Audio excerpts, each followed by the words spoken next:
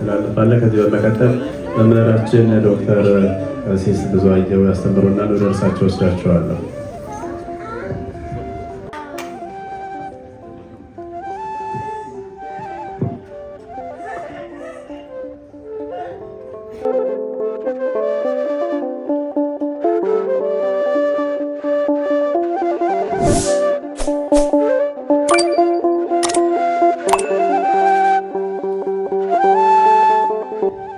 በስመ አብ ወወልድ ወመንፈስ ቅዱስ አሐዱ አምላክ አሜን። የተወደዳችሁ የእግዚአብሔር ቤተሰቦች፣ የእመቤታችን የቅድስተ ቅዱሳን የንጽሕተ ንጹሐን የአምላክ የቅድስት ድንግል ማርያም የአስራትና የአደራ ልጆች፣ የሰማዕቷ የቅድስት አርሴማ ባለሟሎች፣ ክቡር አባታችን መላከ ሰላም ቆሞስ አባ ኤፍሬም በቅዳሴው ሥነ ሥርዓት ቅዳሴ ማርያምን እንድንሰማ እንድንገለገል ሲባርኩን ያደሩ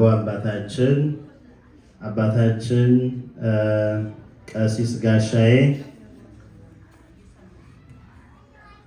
የተወደዳችሁ ወንድሞች ዲያቆናት፣ የእግዚአብሔር ሰዎች፣ ማህበረ ምዕመናን፣ አባቶች፣ እናቶች፣ ወንድሞችና እህቶች እንዲሁም ሕፃናት እንደምሰነበታችሁ። አሜን። ምስጋና የባህሪ ገንዘቡ የሆነ ቅዱስ እግዚአብሔር አምላካችን በሰላም በጤንነት ጠብቆን ለሰባተኛው ሳምንት የዐቢይ ጾም ሳምንት ስላደረሰን ክብርና ምስጋና ይድረሰው። እንግዲህ ቅድም ዲያቆን አብኔዘር የተዘጋጀውን ትምህርት አቅርቦልናል። በጣም እኔ ደስ ብሎኛል። ልጆቻችን የሚሰጣቸውን ትምህርት በአግባቡ ከተሰጣቸው ትምህርት ደግሞ ሳይወጡ አጀንዳ ሳይስቱ ዋናውን ቁም ነገር እንዲያስተላልፉ መንፈስ ቅዱስ ስለሚረዳቸው እግዚአብሔር ስሙ የተመሰገነ ይሁን። በቅዱስ ቤተክርስቲያንን በትህትና እንዲያገለግሉ፣ እንዲታዘዙ፣ እንዲማሩ፣ እንዲጠይቁ ስለረዳቸው እግዚአብሔር ስሙ የተመሰገነ ይሁን። እንግዲህ እንደሰማችሁት ነው። ታሪኩን ወንድማችን ዲያቆን አብኔዘር በደንብ አድርጎ ገልጾታል። ወንጌላችን የዮሐንስ ወንጌል ምዕራፍ 3 ከቁጥር 1 እስከ 12 ነው። በዛሬው ዕለት የተነበበው ወንጌል የዮሐንስ ወንጌል ምዕራፍ 3 ከቁጥር 1 እስከ 12 ነው። ዋናው መሰረታዊ ትምህርት የዚህ ትምህርት ዓላማ ዳግም መወለድ እንዳለብን ለማስረዳት ነው። በሌሊት ተነስቶ የፈሪሳውያን አለቃ የነበረ ኒቆዲሞስ የተባለ ሰው ሌሊት ወደ ኢየሱስ ክርስቶስ መጥቶ ከተማራቸው ትምህርቶች አንዱን ክፍል ብቻ ነው እዚህ መጽሐፍ ላይ የተቀመጠው። ሌሊት እየመጣ ብዙ ትምህርቶችን እንደቀሰመ ሊቃውንት አባቶቻችን ያስተምራሉ። እናም ጌታችን መድኃኒታችን ኢየሱስ ክርስቶስ የመጣው ይህንን ዓለም ለማዳን እንደሆነ ወነአምን በክልኤተ ልደተ ቅድስት ቤተ ክርስቲያን በሁለት በክርስቶስ ኢየሱስ ወይም በእግዚአብሔር ወልድ ሁለት ልደታት ታምናለች። ቀዳማዊ ልደቱ ከአብ፣ ዳህራዊ ልደቱ ከድንግል ማርያም መሆኑን ታምናለች፣ ታስተምራለች። ከድንግል ማርያም የተወለደው በቀዳማዊ ልደቱ ከአብ መወለዱን ኒቆዲሞስ ስላልተረዳ ይህንን ለመረዳትና ለመጠየቅ ሌሊት ተነስቶ ወደ ኢየሱስ ክርስቶስ መጥቷል፣ ሄደዋል። ከዚያ ጌታችን መድኃኒታችን ኢየሱስ ክርስቶስን እንዲህ አለው፣ አንተ ከእግዚአብሔር እንደመጣ እንደተላክ እናውቃለን አለው። ይህንን ብቻ ማወቅ በቂ አይደለም። ሰው ዳግም ካልተወለደ በቀር የእግዚአብሔርን መንግሥት ሊያይ አይችልም አለው። እንደምን ሰው ዳግመኛ ይወለዳል? ካረጀ ከሸመገለ በኋላ ሽበት ካወጣ በኋላ እንደገና ወደ እናቱ ማህፀን ገብቶ ይወለዳልን ብሎ ጠየቀው። አይደለም፣ የሰው ልጅ ዳግም ከውሃና ከመንፈስ ቅዱስ ያልተወለደ እንደሆነ የእግዚአብሔር መንግሥት አይወርስም ብሎ ዳግም መወለድ ማለት ምን ማለት እንደሆነ ነገረው። ዘተወልደ እማይ ወመንፈስ ቅዱስ ይድን፣ ዘኢተወልደ እማይ ወመንፈስ ቅዱስ ይደየን ይላሉ ሊቃውንት። ከውሃና ከመንፈስ የተወለደ ይድናል፣ የእግዚአብሔርን መንግሥት ይወርሳል።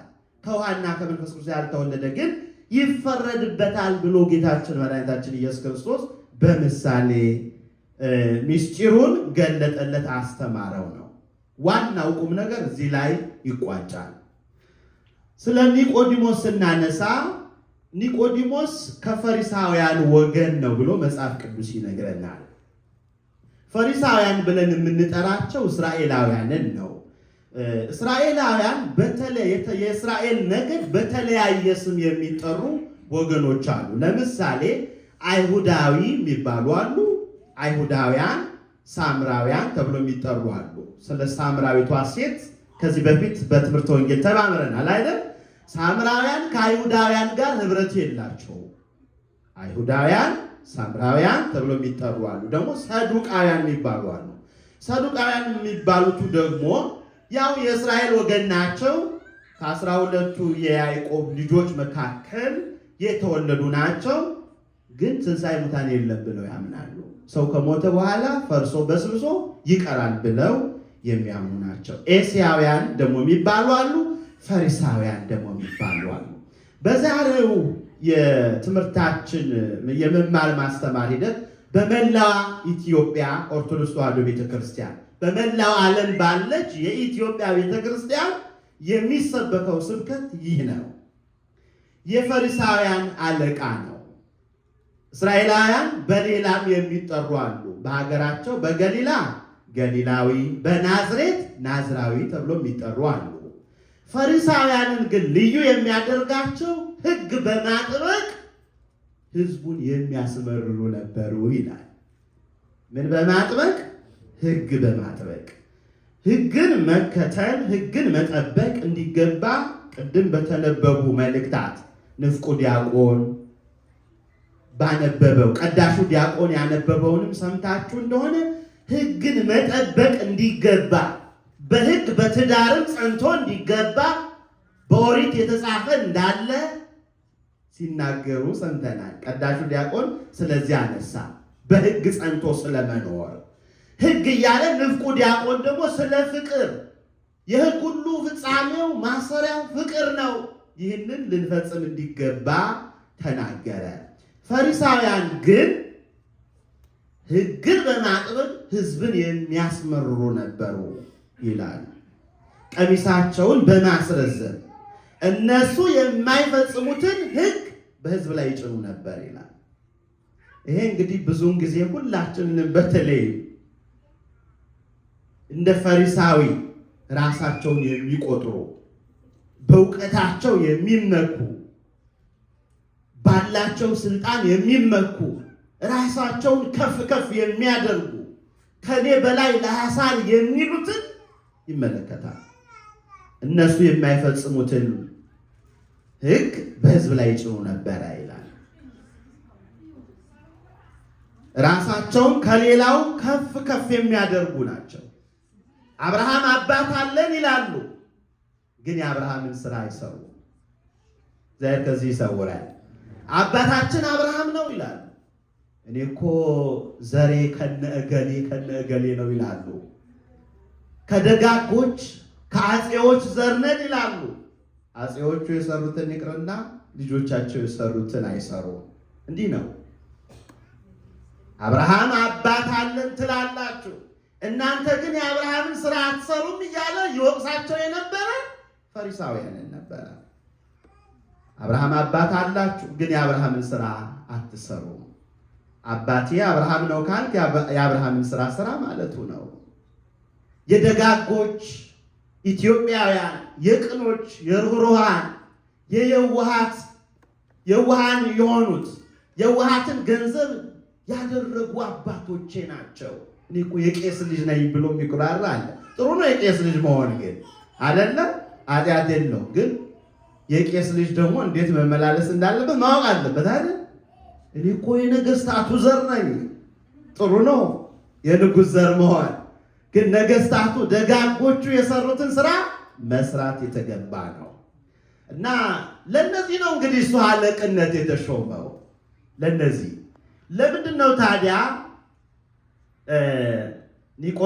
ኒቆዲሞስ የተሾመው? ግን በሶስት መሰረታዊ ምክንያት ነው ይላሉ አባቶቻችን ሊቃውንት። አንደኛው በትምህርቱ ነው። እየሰማችሁ ነው? በምኑ ነው አለቃ ሆኖ የተሾመው? በትምህርቱ። እንግዲህ በትምህርቱ ማንም መፈተን እንዳለበት ቅዱስ ጳውሎስም ለጢሞቴዎስ በላከው መልእክቱ ላይ ገልጿል። ማንም ዲቁናን ቢሻ አስቀድሞ ይፈተን ይላል። ክህነትን ቢሻ ይላል። ደግሞ ቄስም ቢሆን በቅስናም ሊሾም የሚፈልግ ሰው አስቀድሞ ይፈተን ይላል። ደግሞ ለቄሱ ሌላ ተጨማሪ ከእውቀት ውጭ የአንዲት ሴት ባል የሆነ ብሎ ደግሞ ሁለተኛ መስፈርት ያነሳል። ልከኛ ብሎ ዲያቆናቱን ደግሞ በየትኛው የሥነ ምግባር ክፍል የማይጠረጠሩ ችግር የሌለባቸው፣ የማይሰክር፣ የማያመነዝር፣ ክፉ የማይናገር፣ ክፉ ቃል የማይናገር እያለ ደግሞ የዲያቆናቱን ይናገራል። የኤጲስቆጶሳቱንም ደግሞ እንደዚሁ ማለት የጵጵስናውንም ደረጃ እንዴት ባለ መልኩ ወደዚህ የክህነት ደረጃ ወይም አገልግሎት መምጣት ያለባቸው የተቀደሰውን መስዋዕት ወደ ክርስቶስ ኢየሱስ ሊያቀርቡ ስለሆኑ የተመረጡ እንዲሆኑ ይነግረናል። እና በትምህርት እርሱ ኒቆዲሞስ በትምህርቱ 46ቱን የኦሪት መጽሐፍ ጠንቅቆ የሚያውቅ ምሁር ነው። ምሁረ ኦሪት ነው። የኦሪትን መጽሐፍት የብሉይ ኪዳን መጽሐፍትን በጭንቅላቱ በአይምሮ በህሊና ይዞታል ማለት ይሰራዋል ማለት አይደለም። የሰማችሁ ነው። ቅድም ፈሪሳውያን ምን ብለናል? እነርሱም የማይሰሩትን በህዝቡ ላይ የሚችሉ ናቸው ነው አይደል የተባለው? አዎ እውቀት ጥሩ ነው። እውቀት ግን አሁን ዘመኑ እንዲሁ የተለወጠ ነው። ብዙ መምህራን አሁን በሚዲያም እየወጡ ነው። እኛን ጨምሮ እዚህ መድረክ ላይ ደግሞ እንቆማለን። ከምንናገረው ቃል በላይ በተግባር የምናሳየው ነው ሌላውን የሚያስተምረው። ቆሞ መናገር ቀላል ነው። መጻፍም ቀላል ነው። መምከርም ቀላል ነው። ራስ ግን ተመክሮ መገኘት ከባድ ነው። መጻፍ ቀላል ሊሆን ይችላል። ማስተማር ማይክ መያዝ ቀላል ሊሆን ይችላል። ሚዲያ ላይ ወጥቶ ይሄንም ያንም መናገር ቀላል ሊሆን ይችላል። ግን የሚተገብረውን ሰው ነው እግዚአብሔር የሚፈልገው። በትምህርቱ የታወቀ ነበረ። ሌላው ደግሞ እንግዲህ እዚህ አካባቢ ይመስለኛል ብዙ ጊዜ ባለጸጋዎች ናቸው አይደል ሹመት የሚወስዱት አይደል? እኛ ጋር ሽኩቻውም ይበዛል። በእርግጥ ይሄ የፖለቲካ ፓርቲ እያሉ የሚገቡቱ በእውቀታቸው የተወሰነ እውቀት ሊኖራቸው ይችላል፣ ግን ባለጸጋ መሆናቸው አይታይም። ብዙ ጊዜ ሹመት ካገኘ በኋላ ባለጸጋ ካልሆነ ድሃ ከሆነ የገንዘብ ናፍቆት ያድርበታል አይደል? የገንዘብ ናፍቆት ያድርበታል። ከዚያም ከዚህም ያው እያሾለከ እንዳያጠፋ የህዝብ ንብረት እንዳያጠፋ ነው ባለጸጋው ነው የሚሾመው። በአይሁድም የነበረው ስርዓት ይሄ ነው ይመስለኛል። እዚህ አካባቢ በሀገራችን እዚህ ባለንበት ሀገር አሜሪካ ብዙዎች ባለስልጣን ሆነው የሚሾሙት ምኖች ናቸው? ባለጸጋዎች ናቸው፣ ሀብታሞች ናቸው። እሱም በጣም ሀብታም ሰው ነው። በቃ በጣም ሀብታም ስለነበረ ተመርጠዋል። እና ሌላው እና ተሾመ ነው። ሶስተኛው ሹመት ያገኘበት ይህንን ስልጣን አለቃ የተባለበት ምክንያት ሹመት ስለተሰጠው ነው። በነገራችን ላይ መልአክ የሚል የቤተክርስቲያናችን ትምህርት አለ። አሁን ለምሳሌ እያንዳንዱ ሰው እያንዳንዱ የደብር አስተዳዳሪ በደብሩ ስም ይጠራል። ለምሳሌ ደብሩ ደብረ ሰላም ቢሆን የደብሩ አለቃ መልአከ ሰላም ተብሎ ይጠራል። ደብሩ ደብረ ምሕረት ከሆነ የደብሩ አለቃ መልአከ ምሕረት ተብሎ ይጠራል። ምን ማለት ነው? መልአከ ማለት አለቃ ማለት ነው። ስለዚህ የደብረ አለቃ ተብሎ የሚሰየሙት መልአክ ተብሎ ይጠራሉ ማለት ነው። ወደ ኤፌሶን መልአክ እንዲህ ብለን ጻፍ ይለዋል እና የደብረ አለቃዎች የሚጠሩበት የሚሾሙበት የቤተክርስቲያናችን የራሷ ስርዓት አለ። የአይሁድ ደግሞ ሹማምንት የሚሾሙት በእውቀታቸውና በገንዘባቸው ነው። እንግዲህ ተመልከቱ፣ በእውቀትና በገንዘብ ብቻ መሾም በቂ ነው? ሁለቱ በቂ መስፈርቶች ናቸው አይደሉም? አይደል? እና ለምንድን ነው በሌሊት ታዲያ ወደ ኢየሱስ ክርስቶስ የመጣ? የትምህርታችን ርዕስ ኒቆዲሞስ በሌሊት ወደ ኢየሱስ መጣ የሚል ነው።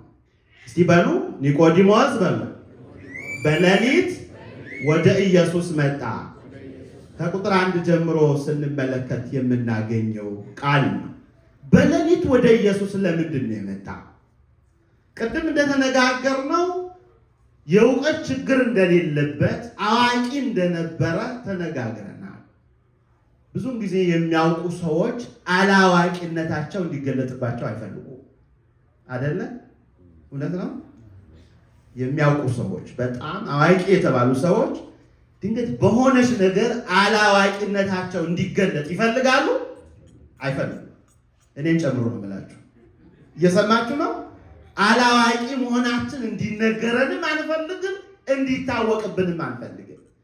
አሁን 46ቱን የኦሪት መጽሐፍት የሚያውቅ ሊቅ የተባለ መጋቤ ብሉይ የተባለ ሰው እንዴት ብሎ ከአንድ ብላቴና ያውም ከ30 ዓመት ጎልማሳ ሰው አይሁድ ከሚንቁት ሰው እግር ስር ቁጭ ብሎ ጌታውን ለመጠየቅ ይሄዳል? ስለዚህ አላዋቂነቱ እንዳይገለጥበት በጨለማ ተነስቶ በሌሊት ተነስቶ ወደ ኢየሱስ ክርስቶስ የሄደበት አንዱ ምክንያት ያ ነው። አላዋቂ መሆን እኮ ኃጢአት አይደለም። ኃጢአት ነው እንዴ? አይደለም። አላዋቂ መሆን ኃጢአት አይደለም። ሐዋርያቱ በየዘመናቱ ተነስተው ያን ሁሉ ታምራት ሲያደርጉ ጌታ ሆይ አለማመኔን እርዳው ይላሉ። አለማመኔን እርዳ። አማኞች እኮ ናቸው፣ የተሰለፉ ናቸው እኮ። እንደ ሽንኩርት ሊላጡ፣ በመጋዝ ሊተረተሩ፣ ድንጋይ ሊወረወርባቸው፣ ሊተፋባቸው የተመረጡ ትዳራቸውን ጎጃቸውን ትተው ከፊሎቹ እንደነ ማቴዎስ ያሉ የመንግስት ስራቸውን ሁሉ ትተው ነው ክርስቶስን የሚከተሉት። የተመረጡ ሆነው ግን ሳሉ ጌታ ሆይ አለማመኔን እርዳው እያሉ ይናገራሉ። በማቴዎስ ወንጌል ምዕራፍ 6 ላይ ደግሞ እንደምንመለከተው ጌታ ሆይ እንዴት እንድንጸልይ አስተምረን ይላሉ። ተመልከቱ፣ አስተምረን፣ እንዴት መጸለይ እንዳለብን እውነተኛውን ወግ ስርዓቱን አስተምረን። አንዳንዶች ሞትን የሚለምኑ አሉና፣ አንዳንዶች ለጠላቶቻቸው ሞት የሚማጸኑ አሉና፣ እኛም በእስራኤል ልማድ አድገናልና እውነተኛው የጸሎት ስርዓት እንዴት እንደሆነ አስተምረን ይሉት ነበረ። ጌታችን ዝቅ ብሎ እግራቸውን ሊያጥብ ሲል ይገባናል ብሎ እግራቸውን አይሰነዝሩ። ኧረ ጌታ ሆይ አይሁንብህ፣ እኛ እግርን እንጠብ እንጂ አንተ እንዴት እግራችንን ታጥባለህ ነው የሚሉት። ትዕቢተኞች ግን ምንም አይሰማቸው።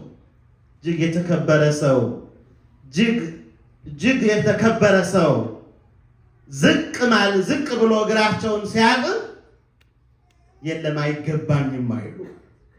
በቤተክርስቲያናችን ስርዓት በአገልግሎቱ ሁሌ ስትመለከቱ አንተ ትብስ፣ አንቺ ትብሺ፣ አንተ አድርገው፣ አንተ ከኔ ትሻላለህ፣ አንቺ አድርጊው እስቲ ይባላል። በአገልግሎት ላይ በሁሉም ወንበር አንዱ እንግዳ ሲመጣ አንዱ ዞር ይላል፣ ቶሎ ብሎ ለሌላኛው ቦታ ይሰጣል፣ ክብር ይሰጣል። ይሄ ትዕግስትን፣ ይሄ ትሕትናን ይገልጻል። እና አንደኛው ምክንያት ይሄ ነበረ ነው። ሁለተኛው ምክንያት ብዙ ጊዜ ተማሪ ሆናችሁ እንግዲህ ለልጆቻችሁ ንገሩ። ሌሊት የሚያጠኑ ልጆች በጣም ጎበዞች ናቸው። ሌሊት የሚያጠኑ ምክንያት ቀኑን እንግዲህ እንደምታውቁት ይሄ የመኪናው ጩኸት፣ ቤት ውስጥ ያለው ጫጫታ፣ ጩኸቱ፣ አለመግባባቱ ብዙ የሚሰማ ነገር አለ።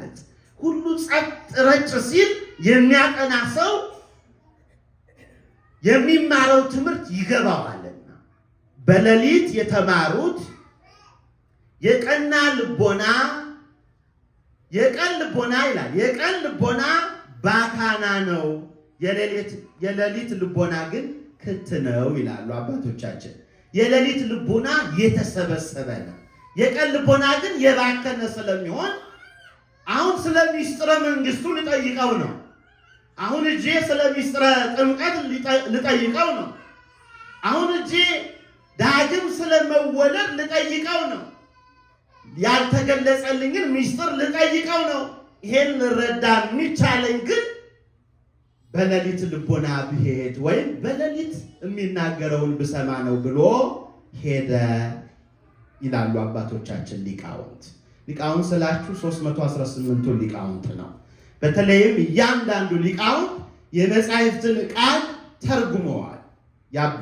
በሦስተኛው መቶ ክፍለ ዘመን በጉባኤ ንቅያ፣ በጉባኤ ቁስጥንጥንያና በጉባኤ ኤፌሶን የነበሩ አባቶቻችን እያንዳንዱን የመጽሐፍ ቅዱስ ጥቅስ ማጣቀሻ ትርጓሜ ሰጥተዋል። እና ሌላኛውና ሦስተኛው ምክንያት በሌሊት የሄደበት ምክንያት አይሁድን ስለፈራ ነው። አሁን አስቡት፣ ኢየሱስ ክርስቶስ አምላክ መሆኑን የሚያምን እርሱን የሚከተሉትን ወደ እርሱ ሄደው ትምህርት የሚማሩት ሁሉ የአይሁድ ጠላቶች ናቸው። ስለዚህ አይሁድ እንዳያዩት ስለፈራ በሌሊት ተነስቶ ሄደ ይላሉ አባቶቻችን ሊቃውንት።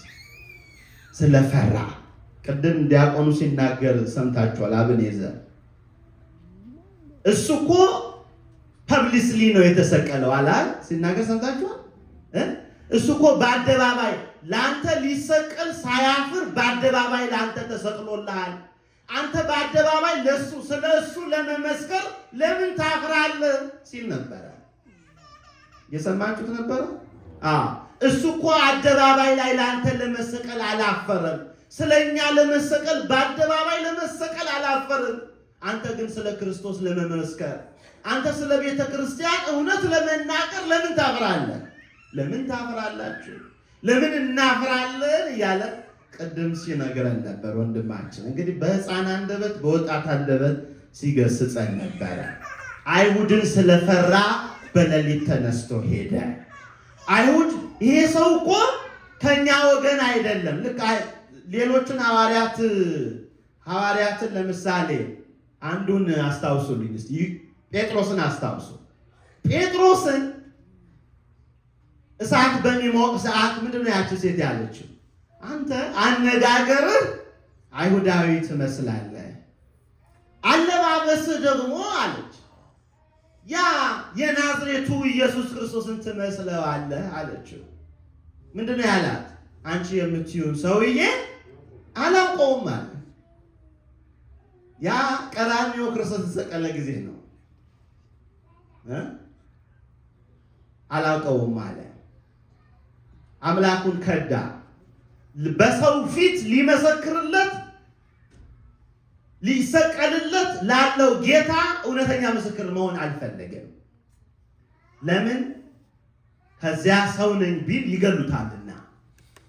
አምልጧል። ግን ማምለጫ ከዚህ በኋላ ማምለጫ አይኖረው። እሷ ለአይሁድ ተናግራ ሌሎቹ ወደሚሰቀሉበት ስለሱ የመሰከሩ ሰዎች ወደሚሰቀሉበት እየተገፋ እያዳፉት ሌሎች የደረሰባቸው ግፍ እየደረሰበት መስቀል አደባባይ ላይ እንደሚወስዱ ስላወቀ የለም አንቺ የምትይው ሰውዬ አላውቀውም አላት። ኒቆዲሞስም እንደዚህ ነው። በሌሊት የሄደው ከአይሁድ የሚመጣበትን ፈተና ፈርቶ ነው ይላሉ አባቶቻችን ሊቃውንት። እንግዲህ ኒቆዲሞስ ከቤተሰቡ ተለይቶ ግን ክርስቶስ ኢየሱስ ጋር መጥቷል። አብርሃም ከቤተሰቦቹ ተለይቶ ከቤተሰቦቹ ከአይሁዳውያን ተለይቶ ኒቆዲሞስ ወደ ኢየሱስ ክርስቶስ መምጣቱ ደግ አደረገ ብለው አባቶቻችን ሊቃውንት ወይም የቤተክርስቲያን ትምህርት ይነግረናል። እና ጌታችን ከተናገራቸው መካከል ስለ ምድራዊ ነገር በነገርኳችሁ ሰዓት ጊዜ ካላመናችሁ ስለ ሰማያዊ ነገር በነገራችሁ እንዴት ይገባችኋል እያለ ጌታችን መድኃኒታችን ኢየሱስ ክርስቶስ ተናግሯል። ምሳሌውን ሲናገር በውሃና በመንፈስ መስሎ ነው የነገረው። ስለዚህ ቀለል አድርጎ ነው። ምንድነው? ጸበልን ሲያዩት ውሃ ይመስላል፣ ግን ምንድነው? ጸበል ነው አይደለም? ካህንን ሲያዩት ሰው ይመስላል፣ ግን ምንድን ነው? ካህን ነው አይደል?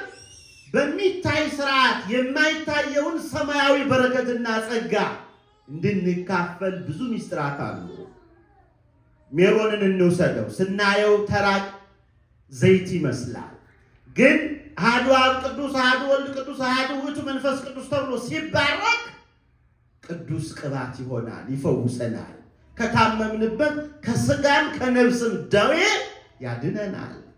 ዛሬ የተቀደሰው ቅዳሴ የምን ቅዳሴ ነው? ቅዳሴ ማርያም ነው። ቅዳሴ ማርያም የተቀደሰበት ምክንያት አለ። ስለ ኒቆዲሞስ የሚያወሳ ሌላ ቅዳሴ አናገኝም። ቅዳሴ ማርያም ላይ ግን ምን ይላል? ካህኑ በክህነት ስርዓት እየተራዳኝ ያለውን ይህንንም ቄስ እኔንና እርሱን ስጋህን እንደገነጹት እንደማንና እንደማን አድርግልን? እንደ ኒቆዲሞስና እንደ ዮሴፍና እንደ ኒቆዲሞስ አድርገን ብሎ ይጸልያል። ያቺ የጸሎት ክፍል ያለችው ቅዳሴ ማርያም ላይ ስለሆነ ነው። እንግዲህ ስለ ኒቆዲሞስ ብዙ የሚወቀስበት ጉዳይን ብቻ ማንሳት ጠቃሚ አይሆንም። ኒቆዲሞስ ቅድም ወንድማችን ብዙ ነገሩን አንስቶልናል። ጠቃሚ ነው። በእርግጥ የሚወቀስበት ጉዳይ አለ፣ ደግሞ የሚመሰገንበት ጉዳይ አለ። ከሚመሰገንባቸው ጉዳዮች አንዱ ትሕትናው ነው። በቃ አላቅም ደምድሟል አይደል? አላቅም እኮ መልስ ይሆናል አይደል? አንዳንዴ አሁን ልጆቻችሁን ወይም ትምህርት ገበታ ላይ የገቡትን ብዙዎችን ብጠይቋቸው ስለ አንድ ጉዳይ ብጠይቋቸው ይቅርታ አላቅም ማለትን አልለመዱ። ስለዚህ ዝም ብለው ይናገራሉ። ሁሉን ነገር መናገር ነው። ያው እኛም ደግሞ ባህላችን ያው እንደዛ ነው። ንግግር ከመስማት ይልቅ ብዙ መናገር እንወዳለን አይደል? ነው እውነት ነው። አሰብ ነው እውነት ነው። እና አሁን አላዋቂነት ስህተት የለው፣ ግን አላዋቂነትን አውቆ ወደ ክርስቶስ እግር ወደ መምህራን እግር ዝቅ ብሎ መማር ደግሞ ጠቃሚ ነገር ነው። በትሕትና ቀረበ። በትሕትና መቅረብን አትሕቶተ ርእስ ይላሉ ሊቃውንት። ዘአትሐተ ርእሶ ውእቱ ይትሬአ። ራሱን ዝቅ ዝቅ ያደረገ እርሱ ምን ይሆናል? ከፍ ከፍ ይላል። ራሱን ግን ከፍ ያደረገ አሁን የሚያኮርፍና ምንድን ነው ምን የሆነለት ሕፃን ምን ይሆንለታል ይባላል?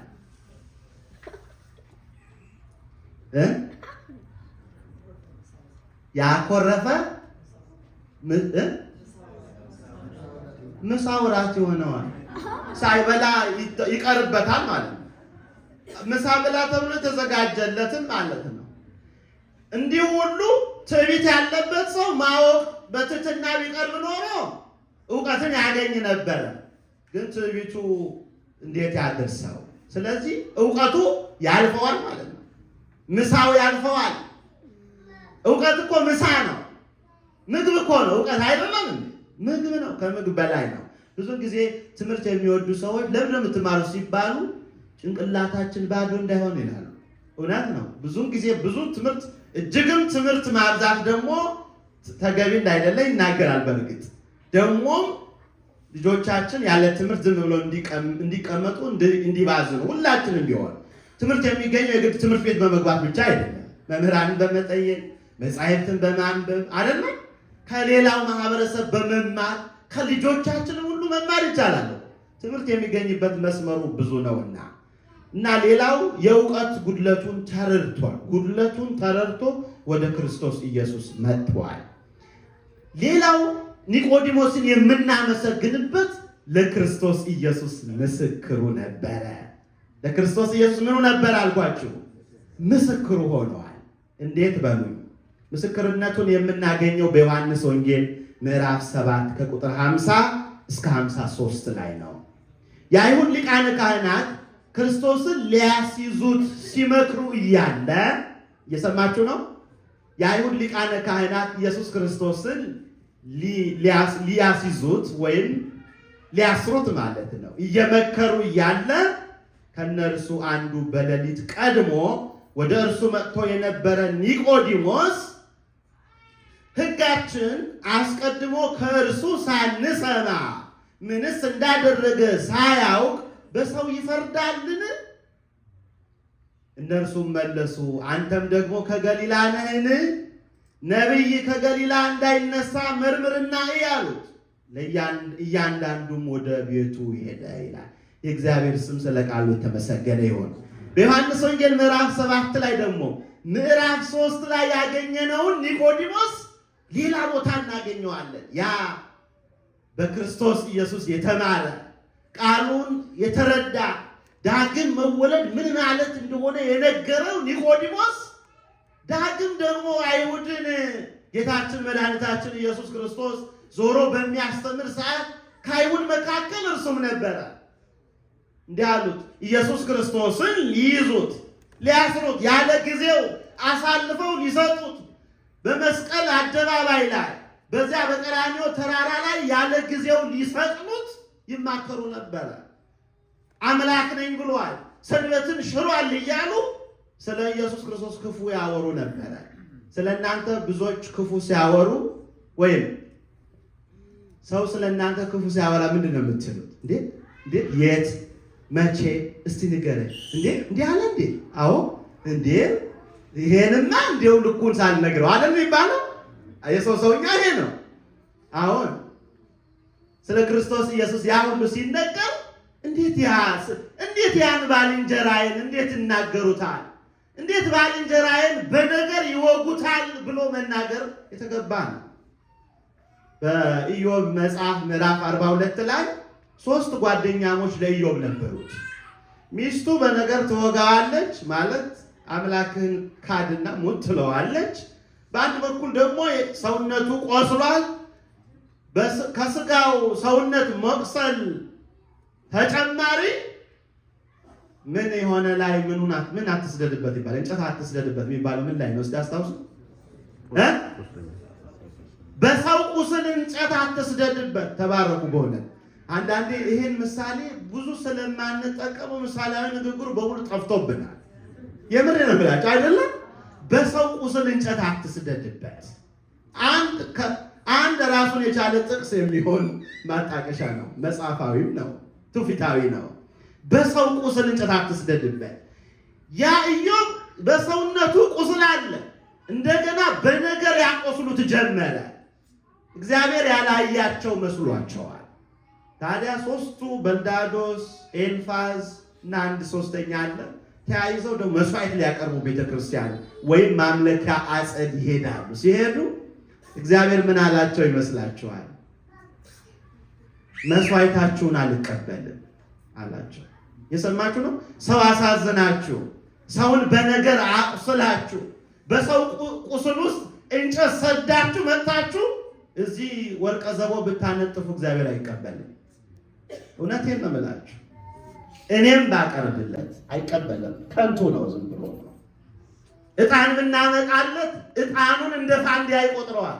ጥሩ መዓዛ እንደሌለው ያደርገዋል። የተረገመ መስዋዕት ያደርገዋል። እግዚአብሔር ከዚህ ይሰውራል። እና ይህን ሲናገሩት ስለ ጌታችን ስለ መድኃኒታችን ስለ ኢየሱስ ክርስቶስ ክፉ ሲናገሩ እሱ አዎ አይደለም እያለ ነገሩን እያሰፋ ስለ ክርስቶስ ክፉ አልተናገረም። ይልቅስ እሱ በሌለበት እንዴት ይህንን ትናገሩታላችሁ? ይቅረብና ስለ ተናገረው ቃል ስለሰራውን ነገር በአደባባይ ይመስክር። ስለ ራሱ ባልተናገረበት እንዴት እንደ ወንጀለኛ ትቆጥሩታላችሁ? ይሄ በሕግ ቤትም እኮ ያለ ነው አይደል? ኮርት ውስጥ አንድ ሰው በሕግ ፊት በዳኛ ፊት ቀርቦ ስለ ጉዳዩ ሳያስረዳ ወንጀለኛ ተደርጎ ይቆጠራል? አይቆጠርም። እንዴት ወንጀለኛ አድርጋችሁ ትቆጥሩታላችሁ ብሎ ስለ ክርስቶስ ኢየሱስ ክርስቶስ የመሰከረ ሰው ነው። መጨረሻም ክርስቶስ ኢየሱስ አደባባይ ላይ ያ የቀራንዮ አደባባይ ላይ ከተሰቀለ በኋላ ይሙት በቃ ብለው ጎኑን በጦር እንዲወጋ አድርገው ከገደሉት በኋላ አሁንስ እንደ ልማዳችሁ ምን ሊያደርጉት ነው? በጥንቱ ስርዓት አንድ ሰው እንጨት ላይ ከተሰቀለ በኋላ መሞቱን ለማረጋገጥ በጦር ይወጉታል። ከሞተ ደም አይወጣው። ካልሞተ ግን ምን ይወጣዋል? ደም ይወጣዋል። ለዚያ ነው ያን ለማረጋገጥ ነው ለንጊኖስ የተባለ አንድ አይናማ ነው፣ አንድ አይኑ የጠፋበት ሰው ነው። ግን እሱ ነው ጦሩን አንስቶ እዚያ ፈረስ ላይ ቆሞ መስቀሉ ላይ የተሰቀለው ክርስቶስ መሞቱን ለማረጋገጥ እንዲህ ሲወጋ ደም ፈሰሰ። እንዴ አሁን ሞቷል የተባለ ክርስቶስ ኢየሱስ ግን መለኮት የተዋሃደው ስለሆነ ምኑ ፈሰሰ? ደሙ ፈሰሰ። ያን ደም ነው ቤተክርስቲያን የቀዳች ለእናንተ የምታደለው፣ ለሁላችን የሚታደለው ያ ደም ነው። አሁን ይህን የምናስብ ሁላችንን ኒቆዲሞስ ክርስቶስን የወጋ ሰው ነው። ክርስቶስ ግን መልሶ አልወጋውም። የጠፋ አይኑን አበራለት በዚያው ቅጽበት ማለት ነው። የእግዚአብሔር ስም የተመሰገነ ይሁን። አሁን ይሄ ሁሉ አልቆ የተሰቀለ ሰውን ደግሞ ጉልበቱን መስበር ባይሆን ልማድ አለ። ጉልበቱን መስበር በቃ ሞቷል፣ እንግዲህ ጉልበቱን ደግሞ እንስበር አሉ። የለም ጉልበቱንስ አትስበሩት፣ እኛ እንግዲህ ገላችሁታል፣ ስጡንና እንቅበረው ብለው ተማጸኑ። ማንና ማን? ዮሴፍና ኒቆዲሞስ። ዮሴፍ ተብላችሁ ተጠራችሁ አላችሁ አይደል? እንግዲህ ልዩ ክብር ነው። በእውነት ስሙ ቀላል አይደለም። በዮሐንስ ወንጌል ምዕራፍ 19 ቁጥር 39 ላይ እንደተገለጸው ቀድሞ በሌሊት ወደ ኢየሱስ መጥቶ የነበረ ኒቆዲሞስ ወደ 100 ንጥር የሚያህል ወቄት የከርቤና የሬት ቅልቅል ሽቱ ይዞ መጣ ይላል። የሞተ ሰው መቃብር ሲኬድ ምን ተይዞ ይኬዳል? ሽቱ ተይዞ እንደሚኬድ ማለት ገና በዚያ በመቃብሩ ከሁለታቸው አንዳቸው አስቀድሞ ለራሱ ያዘጋጀው መቃብር ነው። ማን? ዮሴፍ ዘአርማትያስ የተባለው ሰውዬ ወይም ከቅዱሳን አርድእት መካከል የተከበረ ሰው ነው። ቅዱስ ነው። ጻድቅ ሰው ነው። ለራሱ እኔ ወደፊት ስሞት የምቀበርበት ብሎ ያዘጋጀው አዲስ መቃብር ይላል። አዲስ መቃብር ማለት ምን ማለት ነው? ከዚህ በፊት ሰው የተቀበረበት ላይ ሰው አይቀበርም አይደል? እኔ አሁን ስለ ቀብር ስነ ስርዓት አላስተምራችሁም፣ ታውቃላችሁ ብዙዎቻችሁ። እና አንድ ሰው የተቀበረበት ካለ ያን ቦታ እዛ ላይ አጽም ካለ በዙሪያው አጽም መኖር አለመኖር ከተረጋገጠ በኋላ ክፍት ቦታ መኖሩ ሲረዳ ወይ ሲታወቅ በአካባቢ ይቆፈርና የሞተው ወይም ዋቲ ሰው ይቀበራል። ወአዳም መሬት አንተ ወትገብ ውስተ መሬት የተባለ ይቀበራል። አሁን ክርስቶስ ኢየሱስን እንደ ሰው ስርዓት ይገንዙ ጀመረ። ሽቶውን ይዞ የመጣለ ኒቆዲሞስ፣ ያ ደግሞ አዲሱን የራሱን መቃብር ለክርስቶስ ኢየሱስ እኔ አልሞትኩ በሕይወት እያለሁ አስቀድሞ የሞተስ ክርስቶስ ኢየሱስ ሰው የሌለው በቤተልሔም ዋሻ በከብቶች ግርግም በተወለደ ሰዓት የሚያስጠጋው ሰው ያልነበረ ክርስቶስ አሁን በሞቱም ሰዓት አጽሙ እንዴት በምድረ በዳ ለቁራና ለአሞራ ተነጥሎ ተላልፎ ይሰጣል? እኔ ልቀበርበት ባዘጋጀሁት መቃብር ጌታዬ ይቀበር ብሎ የራሱን መቃብር አስቀድሞ ሰጠ። ይህም ትሕትና ነው። ይህም አክብሮት ነው አይደል? አሁን በመቃብር የሚጣሉ ወላጆች እንዳሉ ታውቃላችሁ። በመቃብር በርስት በጉልት የሚጣሉ አሉ። እና ክርስቶስ ኢየሱስ ሊቀብሩት ሊገንዙት ከመቅበራቸው ሊገንዙት እንደ ሰው ስርዓት ሲገንዙት እንግዲህ የግንዘት ስርዓት አለ። እዛ ውስጥ ማልገባላችሁ ካህን የሚገነዝበት ስርዓት አለ። ቄስ ማለት ነው። ቄስ ኤጲስቆጶስ የሚገነዝበት አለ። ዲያቆን የሚገነዝበት ስርዓት አለ። መነኮሳት የሚገነዙበት ስርዓት አለ። ምዕመናን የሚገነዙበት ስርዓት አለ። እንግዲህ በዚያ ስርዓት ሊገንዙት እንደ ሰው ስርዓት ዝም ብለው ሲገንዙት ጌታችን አፈፍ ብሎ ተነሳ። እንደምን እንደ ሰው ስርዓት ትገንዙኛላችሁ? ቅዱስ እግዚአብሔር ቅዱስ ኃያል ቅዱስ ሕያው ዘኢይመውት፣ አንተ ልዩ ቅዱስ የተመረጥክ የማትሞት ዘላለማዊ አምላክ እያላችሁ ገንዙኝ እንጂ ብሎ አፈፍ ብሎ ተናግሮ እነሱን ባርኳቸዋል። እንግዲህ ካህናት የዮሴፍና የኒቆዲሞስ ምሳሌዎች ናቸው።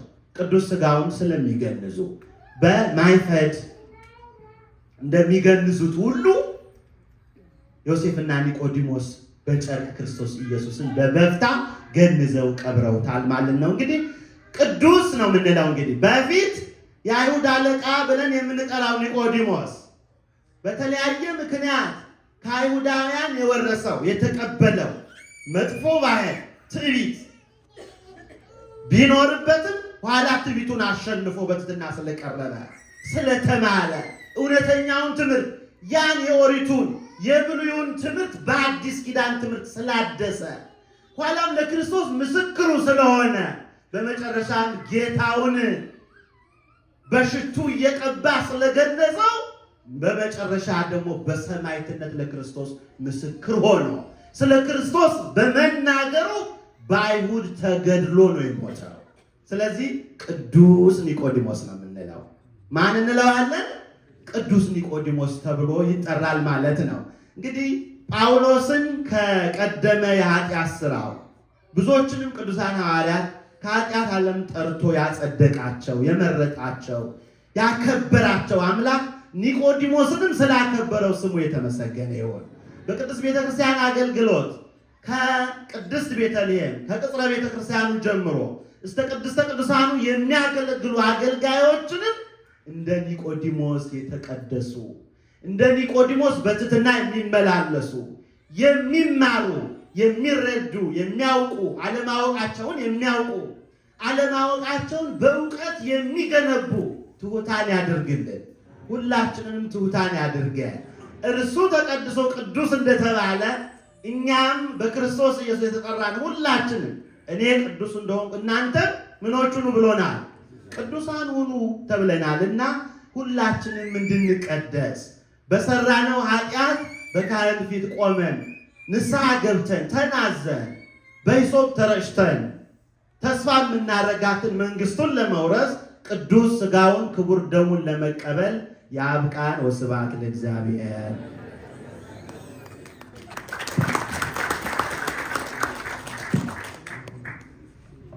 መምህራችን እግዚአብሔር አምላካችን ቃለ ሕይወትን ያሰማልን፣ ተስፋ መንግሥተ ሰማያትን ያወርስልን፣ የአገልግሎት ዘመናቸውን እግዚአብሔር አምላክ ያርዝምልን፣ ይባርክልን። በእውነት የራቀውን አቅርበው የረቀቀውን አጉልተው ነው ያስተማሩን መምህራችን። በድጋሜ ደግሞ ቃሉን እንድንሰማ የፈቀደልን አምላካችን ክብር ምስጋና ይግባው።